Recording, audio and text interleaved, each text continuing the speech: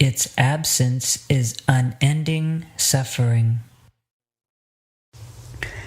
Chapter 3. How to do the work of contemplation and why it is the best work. Lift up your heart to God with a gentle stirring of love. Focus on Him alone. Want Him and not anything that He has made. Think on nothing but Him. Do not let anything else run through your mind and your will. Here's how. Forget what you know. Forget everything God made and everybody who exists and everything that's going on in the world until your thoughts and your emotions aren't focused on or reaching toward anything. Not in a general way, not in any particular way. Let them be. For the moment, do not care about anything. This is the work of the soul that most pleases God. All the saints and the angels rejoice in it, and they're always willing to help you when you're spending time in contemplation. They rush to your side, their power is ready, but contemplation infuriates the devil and his company. That's why they try to stop you any way they can. Everyone on earth has been helped by contemplation in wonderful ways. You cannot know how much. This spiritual exercise even lessens the pain for the souls in purgatory. No other discipline can purify your soul as deeply or make you as virtuous. But it's the easiest work of all. When a soul is helped by grace to feel a pure desire, contemplation follows. Otherwise it's hard, nearly impossible to do. So stop hesitating. Do this work until you feel the delight of it. In the trying is the desire. The first time that you practice contemplation, you'll only experience a darkness, like a cloud of unknowing. You will not know what this is. You'll only know that in your will you feel a simple reaching out to God. You must also know that this darkness and this cloud will always be between you and your God. Whatever you do, they will always keep you from seeing Him clearly by the light of understanding in your intellect, and will block you from feeling Him fully in the sweetness of love in your emotions. So be sure that you make your home in this darkness. Stay there as long as you can, crying out to Him over and over again, because you love Him. It's the closest that you can get to God here on earth, by waiting in this darkness and in this cloud. Work at this diligently, as I've asked you to do, and I know God's mercy will lead you there. Chapter 4. Contemplation's brevity and why knowledge and imagination can acquire it. So you won't go down the wrong path in this work, thinking contemplation is something it's not. I'll tell you more about it. Some people believe that contemplation is time-consuming, but it's not. In fact, it takes less time than anything else you'll ever do. It's as brief as an atom, which excellent philosophers in the science of astronomy define as the smallest particle of time. An atom's littleness makes it indivisible, nearly inconceivable, and also invaluable. On the subject, it has been written, "Every moment of time is a gift to you, and one day you'll be asked how you spent each one, and you should be held responsible for it, because this briefest moment of time is exactly how long it takes your will, that strong architect of your soul, to desire something and to act on that desire. In an hour, you experience the same number of aspirations and cravings as there are atoms in that space of time. If you were restored by grace to the original purity of your soul, you'd be the master of every impulse. You'd never feel out of control, because your every desire would be directed toward the most desirable and highest good, who is God. He measures us, and He makes His divinity fit our souls, and our souls are able to take the measure of Him, because He created us in His image and made us worthy. He alone is complete and can fulfill our every longing. God's grace restores our souls and teaches us how to comprehend Him through love. He is incomprehensible to the intellect. Even angels know Him by loving Him. Nobody's mind is powerful enough to grasp who God is. We can only know Him by experiencing His love. Look, every rational creature, every person, every angel has two main strengths: the power to know and the power to love. God made both of these, but He's not knowable through the first one. To the power of love, however, He is entirely known, because a loving soul is open to receive God's abundance. Each person loves uniquely, and God's limitlessness can fill all the angels and all the souls that will ever exist. His very nature makes love endless and miraculous. God will never stop loving us. Consider this truth, and if by grace you can love your own, do, for the experience is eternal joy. Its absence is unending suffering. If you were changed enough by God's grace, you could continue controlling the unceasing and inherent impulses of your will. And by succeeding in this exercise here on earth, you'd never be without a taste of the eternal sweetness. And later, in the joy of heaven, you'd never be without every food. So do not be surprised if I direct you to the work of contemplation. If humanity had never sinned, this work would not have stopped. You were made for contemplation, and everything in the universe conspires to help you with it.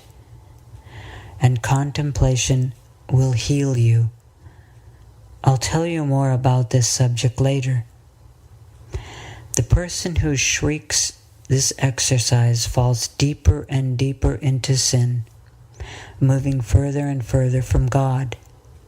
But the one who practices this discipline rises higher and higher above sin, drawing nearer and nearer to God.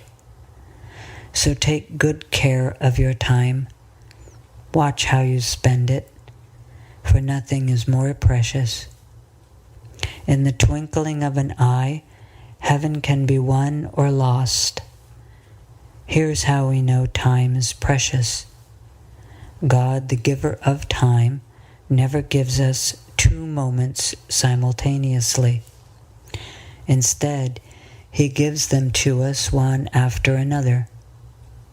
We never get the future. We only get the present moment. He does this to establish order in His creation and to keep cause and effect in place. Time is made for us. We are not made for time. God is the ruler of nature, but His gift of time has no strings attached. It never determines our own nature and natural impulses. Instead, each of these exactly corresponds to one atom of time.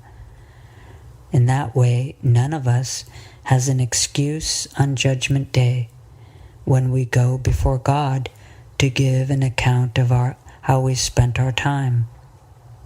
We will not be able to say, "You gave me 2 moments at once to my every single impulse." I can hear you complaining. What am I supposed to do then? I know you're right, but how can I give an itemized account of each moment? I am 24 already. I never noticed time before. Your argument has already convinced me there is no way I can go back in time and change things. Time does not work that way, nor does ordinary grace. I cannot go back in time and make amends. I'm also aware that because I'm weak and slow about some things spiritually, I can no more control the time to come than I did in the time past. At best, I'll manage maybe 1 out of 100 impulses well. So tell me what to do. Help me now, for the love of Jesus. It is good that you said, "For the love of Jesus," for in the love of Jesus you will find your help. Love is so powerful that it shares everything. So love Jesus, and everything that He has will be yours. Through His divinity, He is the maker and the giver of time, and through His humanity, He is the true keeper of time. His divinity and His humanity combined make Him the best judge, the one most qualified to question how we've spent our time. Cling to Him in love and in faith, and through that powerful bonding, you will become His companion. His friends will be yours. By friends, I mean Our Lady, Saint Mary, who is full of grace and made the most of her time, the heavenly angels, who never waste time, and the saints in heaven and on earth, who by the grace of Jesus and through the power of love make best use of their time. See, this truth will comfort you, and it will give you strength. Think clearly about what I've said, and your soul will grow. I do want to warn you about one thing in particular. I do not believe anyone can have a fellowship with Jesus, His Holy Mother, and the angels on high, and His saints, if that person does not make the effort to understand and appreciate time with the help of grace. No matter how small the contribution, every person must work to strengthen the fellowship as it does them. Start practicing contemplation and watch how this spiritual exercise makes a difference in your life. When contemplation is genuine, it's nothing but a sudden impulse coming out of nowhere and flying up to God like a spark from a burning coal. It is awesome to count how many times your soul stirs like that in 1 hour. But of these, you may only have one instance when you suddenly realize you've completely forgotten every attachment that you have on earth. You will also notice that because of our human frailty, each impulse rising to God immediately falls to earth in the form of a thought about something that you've done or something that is still on your list to do. But so what? Right after that, it rises up again as fast as it did before. See how it works. Contemplation is quite different from daydreaming, or a delusion, or a strange superstition. These do not come from a sincere and humble blind staring of love, but from an arrogant, curious, and over-imaginative mind. The self-important, the hyper-analytical intellect must always and in every way be squashed. Stomp it underfoot if you want to do the work of contemplation with integrity. A person hearing this book read or quoted may misunderstand my point. I am not saying that if a person thinks hard enough, he or she will succeed in the work of contemplation. I do not want people sitting around analyzing, racking their brains, their curiosity forcing their imagination to go entirely the wrong way. It's not natural. It's not wise for the mind. It is not healthy for the body. These people are dangerously deluded. It would take a miracle to save them. God in His infinite goodness and mercy would have to intervene, making these people stop such a wrong-minded approach and seek the counsel of experienced contemplatives. Otherwise, such erring souls could succumb to madness, frenzied fits, or the devil's lies, which lead to the profound misery of sin and eventually to the loss of body and soul for all eternity. So, for the love of God, be careful in this work. Do not in any way approach contemplation with your intellect or your imagination. I am not telling you the truth. These won't help you. I am telling you the truth. These will not help you. Leave them be and do not try to do the work of contemplation with them. Also, do not get the wrong idea about my use of darkness and cloud. When I refer to this exercise as a darkness or a cloud, I do not want you to imagine the darkness that you get inside your house at night when you blow out your candle.